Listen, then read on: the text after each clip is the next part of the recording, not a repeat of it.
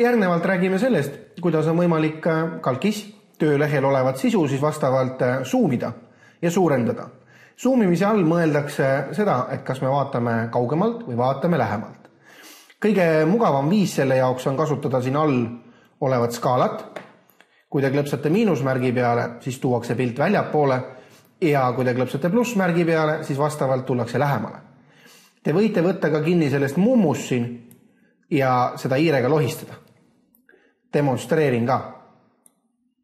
Lohistan ühele poole, läheb pilt väiksemaks, lohistan teisele poole, siis jälle vaatan lähemalt.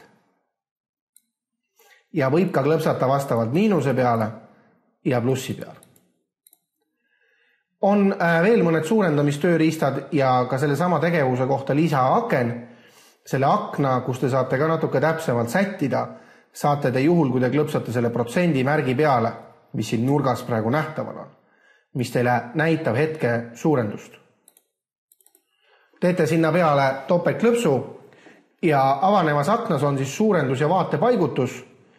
Ka siin te võite valida näiteks, et ma soovin sobitada laiust ja kõrgust vastavalt, et tabel oleks ilusti näha.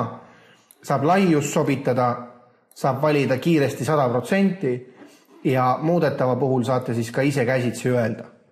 Nii et siin on ka erinevad sellised valmis lahendused suurendusastmete puhul.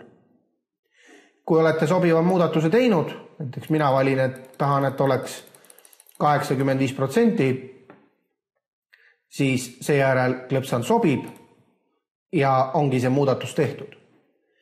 Üks universaalne meetod ka zoomimise jaoks, et vaadata lähemalt või kaugemalt, on selline, et hoiate klaviatuuri peal all kontrollklahvi, mis on kõige alumine vasakpoolne klahv, ja seejärel hiire kursor peab olema kuskil töölehel ning siis te võite hiire rullikuga liigutada sisse ja välja. Vastavalt kerite sissepoole hiire rullikuga või väljapoole, aga jälgige, et kontrollklahv peab olema siis kogu aeg all. Nii et ka selline kiire võimalus zoomimise jaoks, mis muide töötab enamus programmides, mitte ainult LibreOffice'is.